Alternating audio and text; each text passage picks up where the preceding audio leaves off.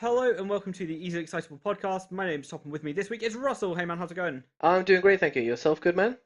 Yes, I am doing fine. This is a continuation of our chat from last week. Indeed. Let's get into it.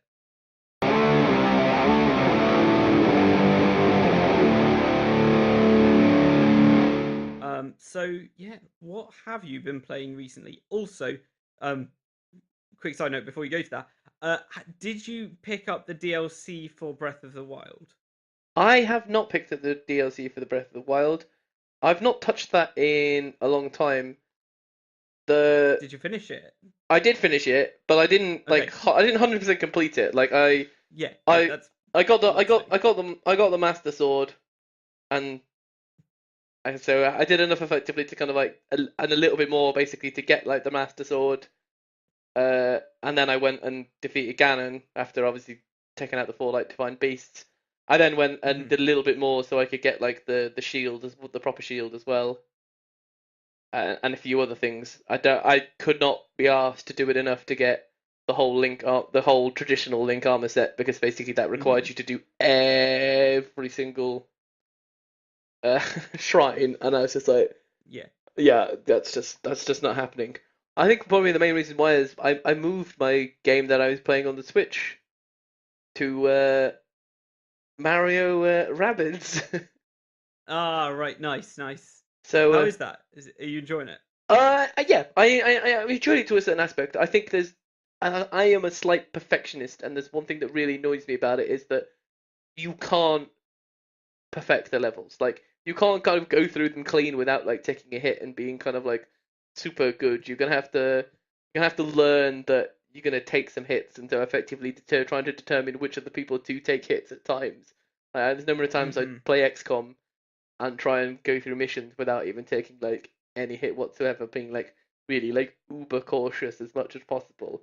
And this, it's kind of almost like you're rewarded for completing missions within a certain turn frame.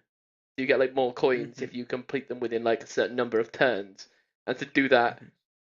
you have to take hits, which means that you might kind of like lose some health as you kind of go around, but you do get your health back. So as a whole, it kind of like I think once you get used to that, it's fine. But it took me a little bit of time of getting used to it because I wanted a perfect do a clean run every single time, and I was just like it just doesn't happen. So I've been slowly working my way through that when I kind of Okay. use Yeah. my Switch or when I've been traveling. So I've Nice. probably put Nice. about 10 hours into that, which is it's a Okay. good, Cool. simple kind of like enjoyable game. It's quite one to just kind of I say I went up to Newcastle to see my sister, so I played like 3 hours on the train, which was just Yeah. a really simple way to kind of pass that time. Uh, Nice. Nice. Otherwise, actually, I've been playing Divinity Originals mainly because my computer now is so shit that I can't play two, and I really wanted to, Hmm. and so I decided I'm going to play the original one again because I very much enjoyed playing it through.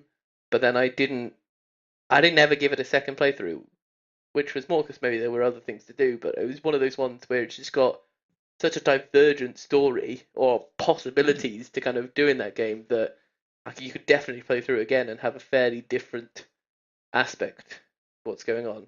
Hmm. Did you ever play the I original have game? not played either of them. I don't really know anything about them. Probably just I don't even know what kind of game it is. I reckon it's like a role playing game. It is indeed, Uh, sir. and I definitely heard them talking about Divinity Original Sin 2 on Glitch Please last week. Um, but like that made me think, oh, that might be a game I'm interested in, but I know absolutely nothing about it.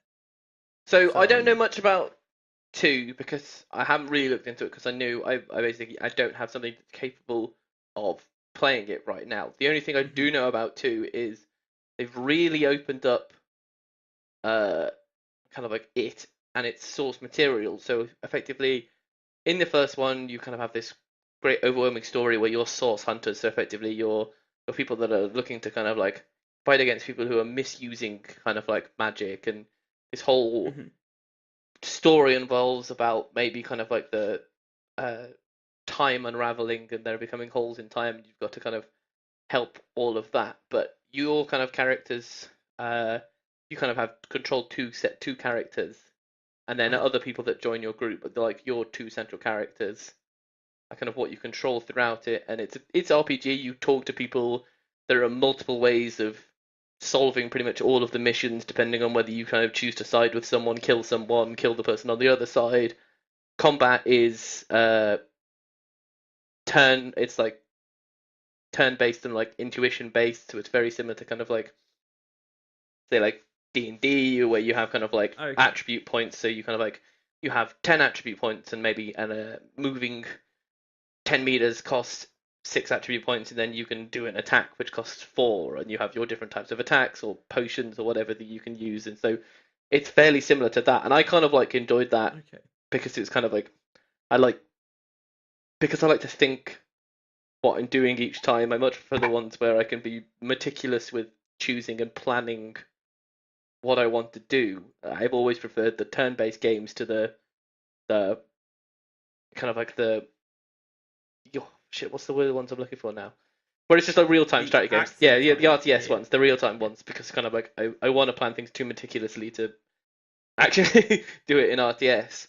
So I really enjoyed that game originally, and the one thing I know about two is they opened it up so effectively you can like DM like a Dungeons and Dragons basically with Divinity to the original Sin 2. So effectively like people can get the game, you can then load them into like they can make their character, however, like all the different characteristics, and then you can bring them into the game where you've designed the dungeons, put the enemies, the bad guys, and all of that like in this whole entire thing. So creating actually virtually creating kind of like your D&D environment, and you can switch between like more even like more D&D style attack and combat, or kind of a merger between that and Divinity Original Sin, as well as then having its whole story as well, kind of like for the normal campaign. So from what I've read, and just one person who I know is really into it, like they've already spent like 20 hours basically designing a campaign which they're going to run through with their friends.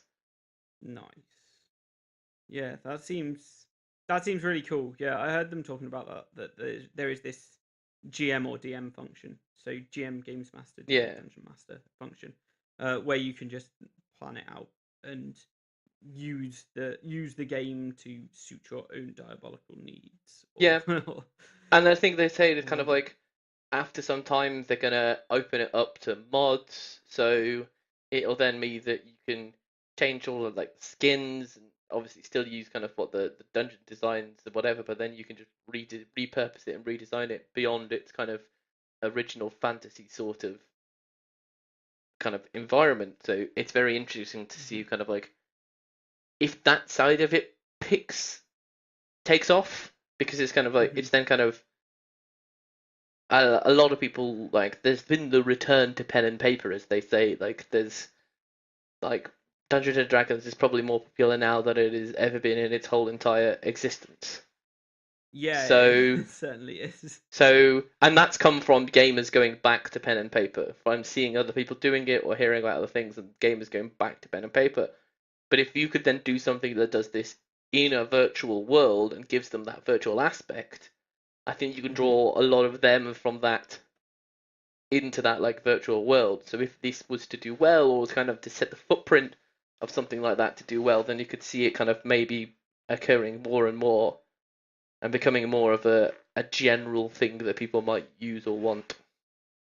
Yeah, I think also with like the ability the ability to mod and have that style of game, you could have like alternate campaigns or D&D style campaigns pop up and be shared very easily, especially with the online communities that we've got, for so many different things. We can just say, "Oh, everyone's got this game, and there's this campaign that we want to run through," and it could be a handy introduction to a group to, say, a Dungeons and Dragons style game, where you can be like, "Let's introduce you to it through this medium of playing it on a video game," and then especially with like in the RTUK group, there has been a group of people that meet up and play online D&D rather than going and playing pens and paper. So they'll use like Roll20.net or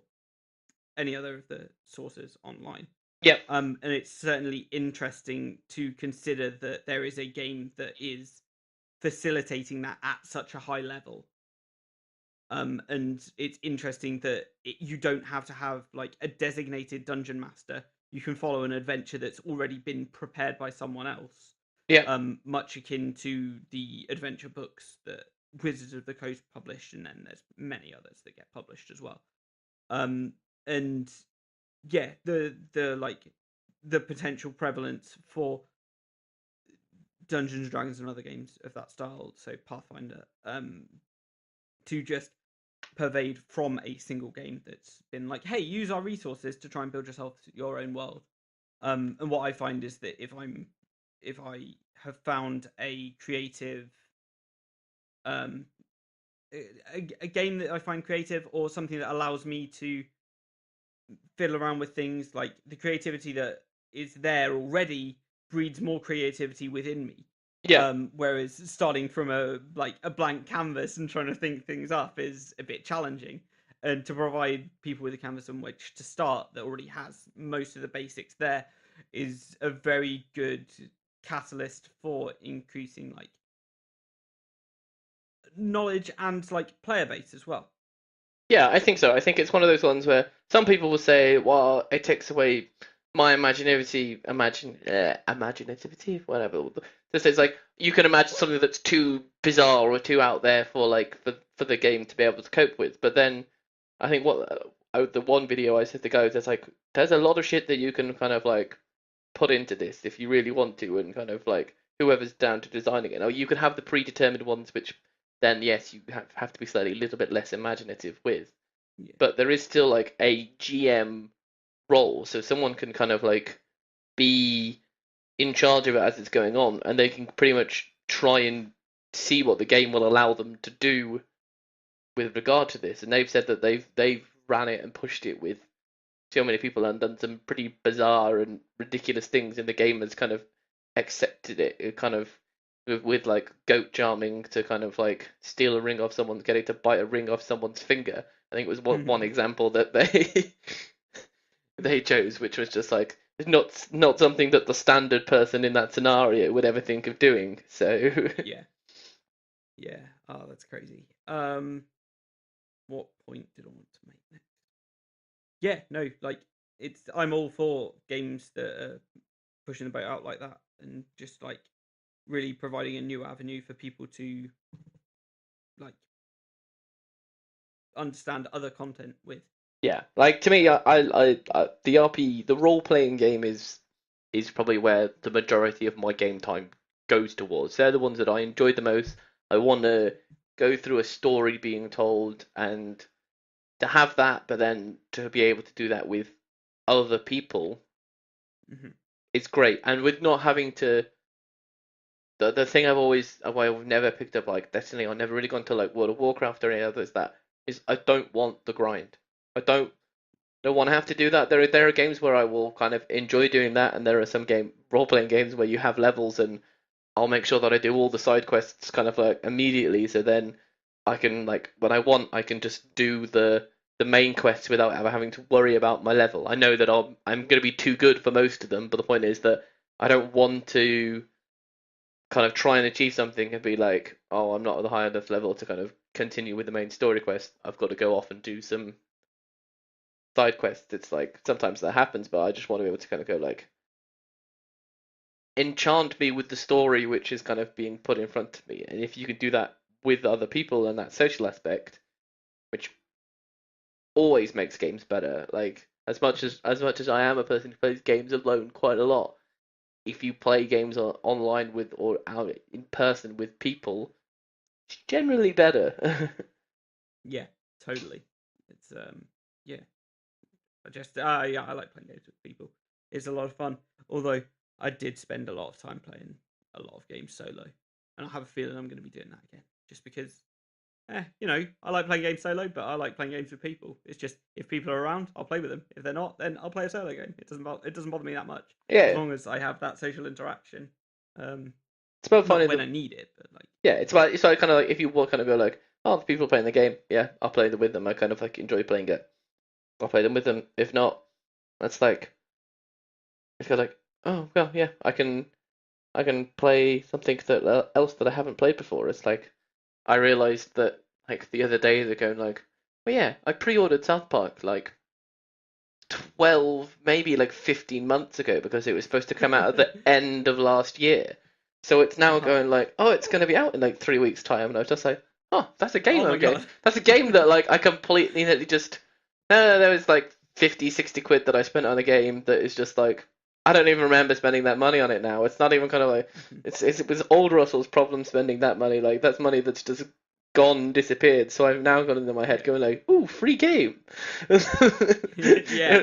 it's Oh not. yeah, I can It's totally not a see free game. I made the money for it a year ago, but it's now in my head in 2017. Russell said it's like, well, I mean, you're not budgeting for it right now, so it doesn't yeah, matter. it's a free game. Yeah. So I'm then just going like, ooh, I've got a free game to play coming up. Nice, nice. I don't know anything about that game either, actually. I guess it's just a follow. Is it a follow on from the previous one, or is it Yes. So it's okay? I've The tried. Stick of Truth was the previous Yeah, one, the wasn't stick of truth, the previous one. This is the fractured but whole, it?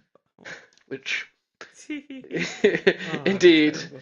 South Park working there. Ever so eloquent magic once again. But no, I've tried not to watch any. There are videos out there about like the first half an hour of the game, kind of introduction stuff and all that. I've tried not to watch any of those because I know I'm going to play it. But there's a few things that have snuck through from what other people have said, which just are utterly like fantastic to me. So Mm-hmm. there is a difficulty setting, Mm-hmm. which really determines kind of like how much money you get, how other players interact with you, and that is determined by selecting the color of your skin. So effectively, Mm-hmm. like you make your character white, that's basically like the easiest setting. You make your character black, that is effectively like the harder setting in that regard. It's not like how hard the fights are or anything like that, but it's like the social interactions without the game, which is like it's a brilliant little joke, but not joke at the same time, which is just kind of like I think that's kind of South Park's raison d'etre when you kind of you don't know whether this is a joke or a social commentary anymore. Mm-hmm. And then like the next bit is you have like a counselling session with Mr. Mackey, who's like the school counselor, and Mm-hmm. you talk about like how you identify. And in the first game, you are a boy, but in this Okay. game, you can say that you're a girl and go like, oh, but we all just thought you were a boy. So, or you can say like, oh no, like I identify a girl, but I am actually a boy, and it's just like so there are these whole. You can basically like choose to almost like create a transgendered character or a Ah. character where you were cross-dressing or a character where kind of like everybody just got your gender completely nutty wrong in the last game. So like Uh-huh. uh, to kind of like I saw a few of the different interactions that kind of you can have with Mr. Mackey based off like the choices that you have there, which they were quite amusing and it's quite a good way to kind of like to put on that because they did actually kind of like apologize that they kind of like the character never says whether it's male or female. Just Mm-hmm. everybody basically like assumes that it's male and kind of they kind of Yeah. put that out as that was kind of like their point, but they then said that afterwards kind of like yeah well actually people want to kind of like identify so kind of like we'll put that in this one and I think it's been quite a clever way of doing it. Yeah. Totally. Ah. Cool. Cool. But again, yeah, it's going to be another. From what I've seen, it's turn-based combat again, exactly the same as a little bit more in depth. But then you're in the South Park world, which to me is up there as being some of the best satire that exists. It's not just some of the best comedy, it's just some of the best satire out there. It's definitely up there. And Yeah. I would have said up until a few years ago my favorite cartoon of all time, but sadly Rick and Morty is kind of Rick and Morty. and I that's need to kind of watch Rick and like Morty. I'll be honest though, like my favorite cartoon at the moment is probably Archer, and oh yeah, that's an absolutely class show. I just rewatched pretty much all 8 seasons in the last like 2 months. So So good. it got to the point where I was just kind of I had one friend who really watched all of it, and we were just chatting, kind of like anybody was saying anything, and we were just like phrasing. And then when people were ignoring us, we're just like, is nobody saying freezing anymore? Oh man, yeah. Oh, I can't wait for whenever the new season of that comes out. I might just rewatch bits and pieces of it. Yeah, I'm sure Rachel won't have a problem with that at all. yeah, that's funny. So yeah. And you say from the television point of view, I watched the first two episodes of the new Star Trek series as well last night. So Oh, nice. How was that? I thought it was really good. I thought Cool. it's effectively like a pilot, like the first two episodes combined, and it kind of sets Mhm. up the main story arc, the main kind of thing what's going to be going on. But so far, it's a solid kind of like 8 out of 10. It's not ground like it's not genre redefining. It's not like anything like that. But to me, it's definitely better than the Star Wars films that have been by J.J. Abrams recently. I've not personally been particularly fond of those. I think No, this is fair enough. this is more back to what I think Star Trek historically was all about, which is more about it's about telling religious, political, philosophical arguments and stories, Mhm. but through this sci-fi is the mechanism which you will see that. It is discussing kind of the way that the world is happening right now or has happened, but showing it through sci-fi. And I think that's why it used to be an amazing kind of like TV series, and it wasn't just there were some cool freaking aliens and there were some cool battles and there were some cool kind of like moments like that, but that's not what the point of it was. Whereas personally, I felt like the more recent movies have gone just like I know what everybody loves. Action and lens flares. Give me those lens flares, JJ. I know you love them.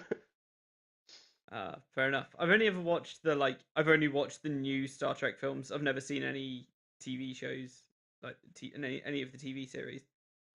So I'm really like I know nothing about Star Trek at all.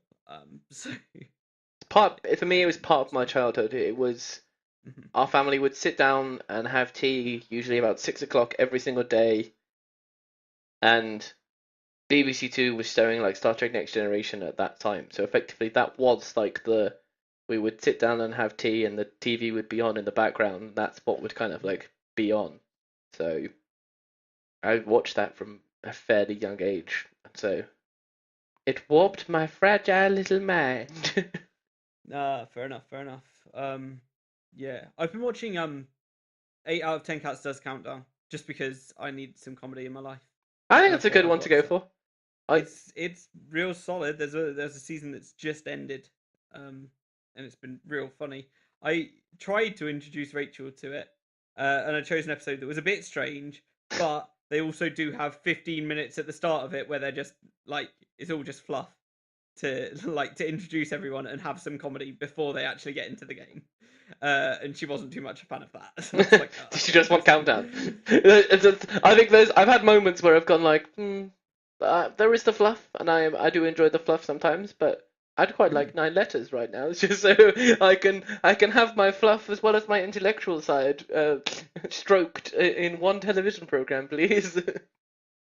Yeah, yeah. So yeah, I've been watching that. There was an episode where they had this guy um whose whole shtick is that he's a hospital radio like DJ. DJ, and just the things he says is just completely ridiculous. It's so funny, and like I'd never heard of him before, but that's because I'm kind of out of the loop on like UK comedy at the moment, and I was just like, oh, that's brilliant, and I'm just missing like Hmm. people that have been coming up in the comedy world, and that's a good way to like the comedy world in the UK. That's a good way to pick up on it because they Yeah, have that's nice kind of like rotational who's guests. in vogue right now, as they may say. Yeah.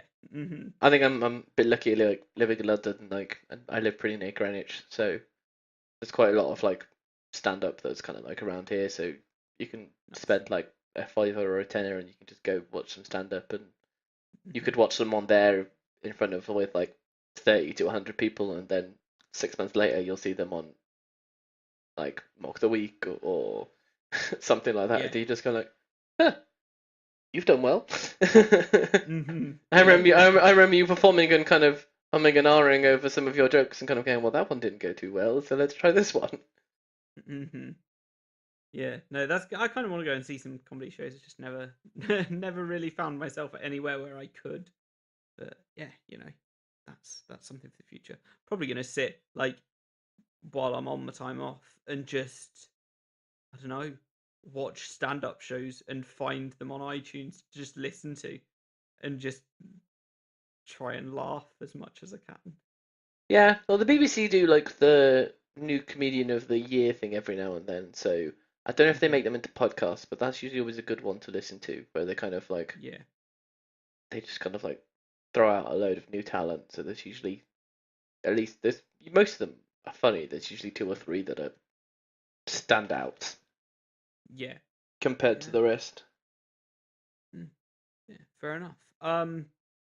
One last thing I wanted to touch on was the fact that I've been listening to a few of the Roosterteeth podcasts, specifically Always Open and Glitch Please. So do you And kind of listen or like do you watch? I listen, like I use the podcast app on my phone, and I have done for a long time. I do have an issue with Always Open in the fact that it's reliant on the visual for quite a bit of it. Yeah. Especially they put the audio cues for things popping up on screen and then disappearing off screen in the podcast, like in the audio version only, in the Okay. audio only version even. So it doesn't make any sense that there's just this random ding every now and then Oh, and when something they're appeared like, would have appeared on the screen. Yeah. yeah, Here's and it's the just like that's unnecessary. So like that doesn't make any sense. But aside from that, everything to do with it's fine. I don't really need the visual side of it because I will listen to them while I'm playing games yeah. if I'm playing like a game solo. And yeah, so I've been enjoying Always Open. That's been really interesting actually.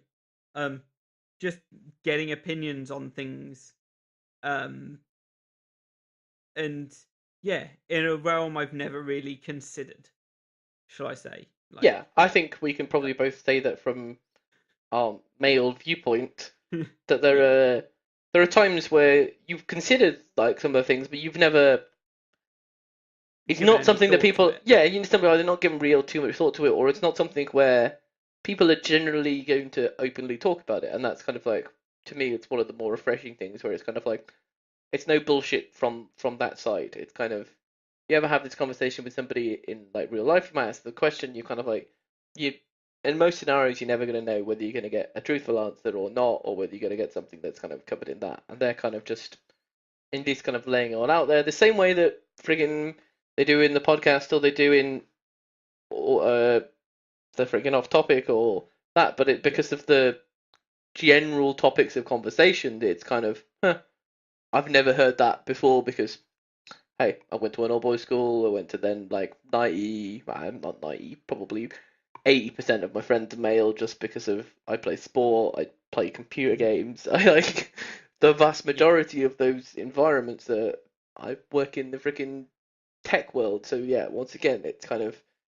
equality is not at its finest in the significant amount of things that I do. So you don't hear that viewpoint that often, and so hearing it through them and through because you know through all the recent stuff you know these individuals relatively well as well, so you kind of like yeah, you know maybe some of the context behind kind of what they're saying, or you know what their thoughts on things are in general, so when they say something it's kind of like okay, I'm not to say I wouldn't believe someone else saying it, but it's kind of you're more not willing to listen, but you understand that maybe get that viewpoint gets across to you more because you feel like you know that individual more than just if a random person said it.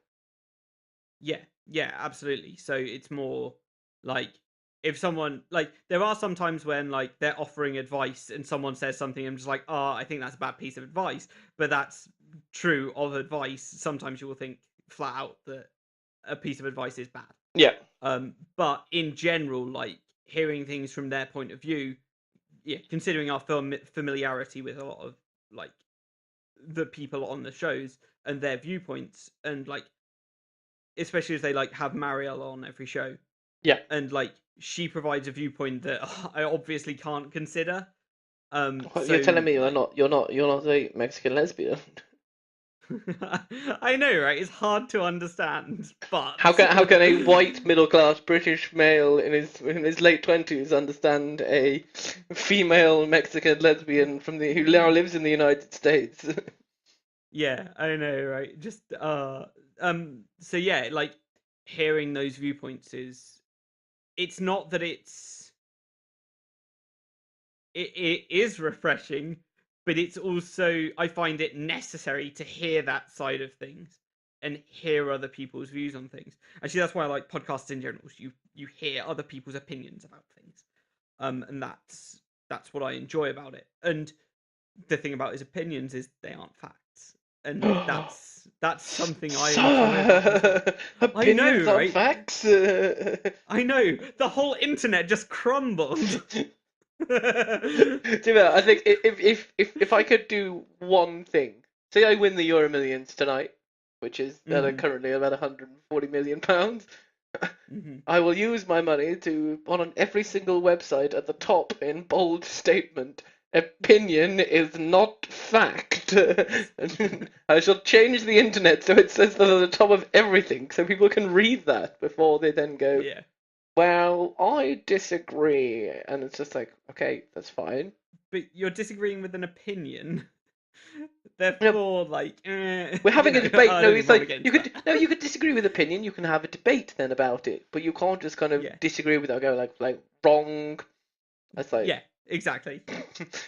the all caps wrong followed by any sort of qualifier is just like, well, you lost me at wrong. Like you lost me because you decided to write a single word in all caps. To be perfectly honest. Yeah, yeah. And then yeah, the other show I've been listening to, Glitch Please, where they just talk about video games, and I find it refreshing to hear like I don't know. Usually I listen to Fireteam Chat and Destiny the show, and they're all focused on Destiny, so it's kind of a bias. Glitch Please provides me a nice balance of many, many other games. Yeah. And especially last week they were talking about Divinity Original Sin 2. They've been speaking about Rabbids and XCOM 2's War of the Chosen, I think. Yes. And then like they pick games to play as well. Um, and yeah, I like the format now that it's changed from the patch and what it was before. Um, there's aspects to it. I like that they do yeah they have their segments and it all seems to work. Yeah, I would say. I like that. To me, that is something that I use more than anything else to determine if I want to play a game or not. Like, hmm there are four people there, usually, well, basically with Adam, Ashley, Gus, and Ryan, where now, based off years of watching them do other things and including this, I roughly know what are the sort of games that they like to play.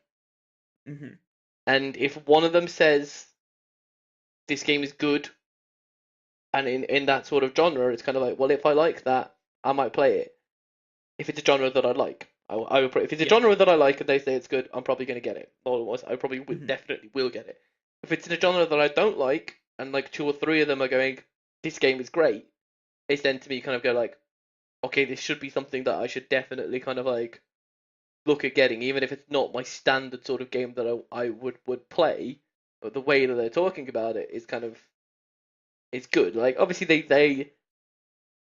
don't want to do that much negative. I think it's something they've always kind of said. Like it's not review. They're not kind of like do the negative, but effectively the negative sometimes is they don't talk about it. Effectively, like they don't talk about it, or kind of like they don't continually talk about it. Then hmm it's not as good. Like Christ, I don't get it and I don't understand PUBG, but the amount that those guys go on about it that. Or they did go on about Yeah. it because that was 2 months ago when like it was the Rooster Teeth were PUBG mad, and that seems to have within Rooster Teeth been died, moved on, even though the rest of the world is maybe now catching up. Yeah. Yeah. I can't think of. I'm like. I've been quite quiet the last few seconds because I was trying to think of a game that they were just like, oh, I really can't wait for this game to come out, and then they didn't follow up on it because it wasn't what they were anticipating. Because they tend to just not cover things that they don't want to cover. Yeah. And they don't tend to drop off on things that they're excited about either. They will say they don't like something if they were hyping it up, but that's rare. Yeah, they will usually say kind of like maybe it's not what I kind of fully hoped it would be, or and you can see like the come down that probably both Ryan and Gus have had on like VR. They were close to at some points going like this is like some of the greatest things since sliced bread, but then even they've kind of like come down to kind of saying like, well, actually there isn't. We still don't have the games basically. Like the Yeah, experiences and the stuff are absolutely fantastic, but we don't have the games, and so maybe it's going to be more of a visual entertainment thing where you go to play VR instead of having VR in your home. yeah. And There was a remark on one of the podcasts recently where they were talking about it. They're just like, yeah, there's not too much for VR at the moment, and then they referenced their series VR the Champions, yeah, and they were just like, we kind of played all the games that were available. I'm just like, oh, okay, that's why that like series stopped yeah, because happening. that was kind of good. That was an enjoyable series. Like, but Hmm. if they're right in saying that, well, done and dusted.